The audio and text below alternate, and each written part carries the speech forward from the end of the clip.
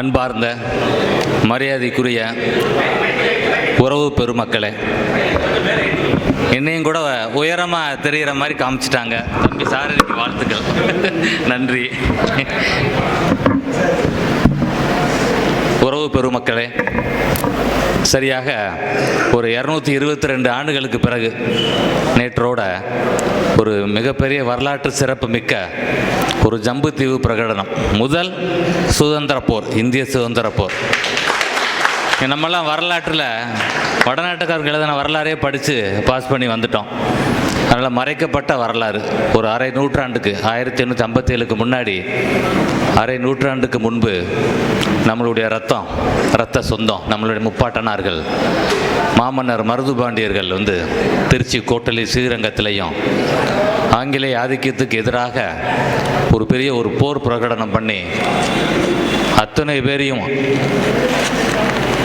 இந்த சுதந்திர வேள்வியில் கொண்டு வந்த அந்த விஷயத்தை இன்றைக்கி பகிர்ந்து கொள்வதற்காக நம்ம எல்லாம் இங்கே வந்திருக்கிறோம். இதில் முன்னிலை வைக்கக்கூடிய ஒரு வாய்ப்பு கொடுத்தமைக்காக தம்பிமார்களை நன்றி தெரிவிச்சுக்கிறேன். நம்மெல்லாம் அன்றாடம் சந்திச்சுக்கிட்டு இருக்க போகிறோம், பேசிக்கிட்டு இருக்க போகிறோம். அதனால் இன்றைக்கி இந்த மேடையை நம்மளுடைய அண்ணன் அவர்களுக்கு தான் கொடுக்கணும். ஏன்னா அவர் பல இடங்களில் நம்ம பேசி பார்க்குறோம். குருசாமி மயில்வாகனன் அண்ணன் அவர் எடுத்து சொன்னார்னா அந்த வரலாறு நம்மளுக்கு தெரியும். நம்ம புத்தகத்தில் பார்க்குறதும் இன்றைக்கி மேடைக்கு வரப்போகிறோம் கூகுளில் நான் கொஞ்சம் பார்த்துட்டு வந்ததையும் சொல்லிக்கிட்டு இருந்தால் அது அரைவேக்காட்டாக ஆகி போயிடும். அவரை தான் அதை முழுமையாக எடுத்து சொல்லணும் அப்படின்னு நான் நினைக்கிறேன். இன்றைக்கி நம்மளுக்கு என்ன பெரிய ஒரு கௌரவம் அப்படின்னா, நம்மளோட மருதீஸ்வரர்களை நம் கடவுளாக நம்ம பூஜிக்கக்கூடிய நம்மளுடைய முன்னோர்கள் அவருடைய அந்த விழாவில் இன்றைக்கி தலைமை தாங்கி நடத்தி தருவதற்காக நம்ம நம்மளுடைய மகா சன்னிதானம் ஆதீனம் ஐயா வந்திருக்கிறாங்க. அவரை போய் நம்ம பார்க்குறதே கஷ்டம். ஆனால் எனக்கு மட்டும் ஸ்பெஷல் டிக்கெட் உண்டு. நான் நினைக்கும் போதெல்லாம் பார்த்துருவேன் சாமியை.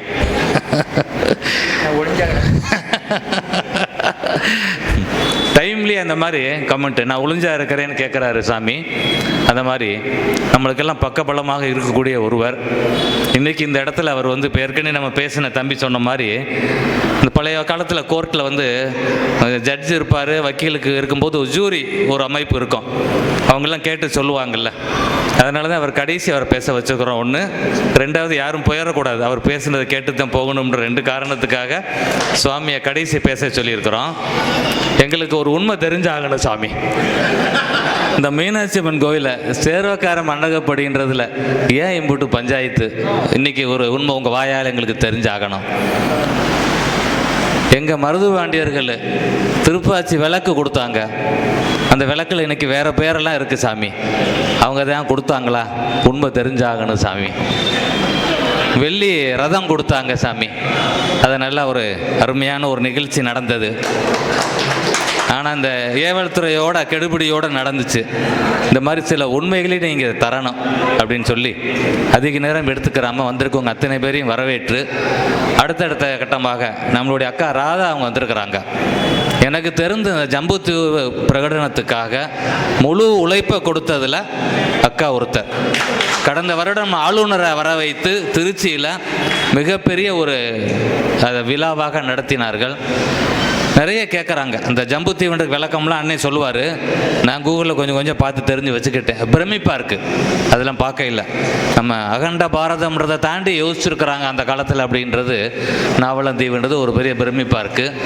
என்னுடைய ஆசையெல்லாம் நம்ம ஒவ்வொரு இடத்துலையும் நம்ம மருதுபாண்டியருக்காக சிலை வைக்கிறதுக்காக சொல்கிறோம். இப்போ புரட்சியாளர் எம்ஜிஆர் ஆட்சி பண்ண அந்த பீரியடில் 83 தான் பாண்டியன் போக்குவரத்து கழகம் பிரிஞ்சு மருதுபாண்டியர் போக்குவரத்து கழகமாக தமிழ்நாட்டில் உருவாகுது. அதிமுகவோட சாதனை அது.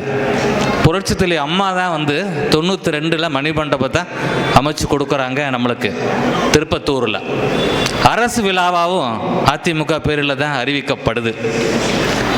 வாரிசுதாரர்களுக்கு பென்ஷனை உயர்த்தி கொடுத்ததும் அம்மாவோட ஆட்சியில் தான். வேறு யாரும் அரசியல் தலைவர்கள் ஜம்புத்தீவு பிரகடனத்துக்கு நேற்று எதுவும் வாழ்த்துக்கள் சொல்லியிருந்தாங்களான்னு தெரியலை எனக்கு. ஆனால் அதிமுகவுடைய பொதுச் செயலாளர், நான் மட்டும் இல்லை, இங்கே இருக்க பெரும்பாலானோர், அவங்க மட்டும் இல்லை, தமிழகத்தில் பெரும்பாலான மக்கள், பல இடத்துக்கு போகிறனால சொல்கிறேன், நீங்களாம் கூட போய் பயணித்து தான் சிலரை சந்திக்கணும். நான் உட்கார்ந்த இடத்துலேயே ஒரு நாளைக்கு 300 பேஷண்ட்டை பார்த்துறேன். அதனால் ஒரு ஆட்சி மாற்றம் தேவை. அடுத்து ஐயா எடப்பாடியார் அவர்கள் வரணும், தீரன் சின்னமலையோட வாரிசு வரணும். எந்த தீரன் சின்னமலைக்கு மருதுபாண்டியர்கள் வந்து பக்கபலமாக அந்த கோயம்புத்தூர் போரில் அவருக்காக கூட நின்றாங்களோ, எந்த கட்டபொம்மன் கூட சேர்ந்து இந்த நாட்டை காப்பாற்றுறதுக்காக போரிட்டாங்களோ, அதனால் அத்தகைய ஒரு தலைவர் எடப்பாடியார் அவர்கள் ஆட்சிக்கு வரணும். நானும் அக்காவும் பேசிக்கிட்டு இருக்கும், அக்கா சொன்னாங்க இந்த ஜம்புத்தீவு பிரகடனத்துக்கான ஒரு நினைவு சின்னம் திருச்சியில் அமைக்கணும் தம்பி, அதை ஒரு கோரிக்கையை வைக்கணும்னு சொன்னாங்க. இந்த கோரிக்கையை உறுதியாக எங்கள் பொதுச் செயலாளர் எடுத்து சென்று எங்களோட உழைப்பில் அடுத்து அவர் வந்து தமிழ்நாட்டு முதலமைச்சராக வந்து நிச்சயமாக அதை வந்து நிறைவேற்றுவதற்காக நான் பாடுபடுவேன் அப்படின்னு சொல்லி அக்காட்ட சொல்லிக்கிட்டு இருந்தேன். அது இந்த மேடையிலையும் நான் தெரிவித்து உங்கள் அத்தனை பேருக்கு மீண்டும் ஒரு முறை என்னோட நன்றியை வணக்கத்தையும் தெரிவித்துக் கொள்கிறேன். நன்றி, வணக்கம்.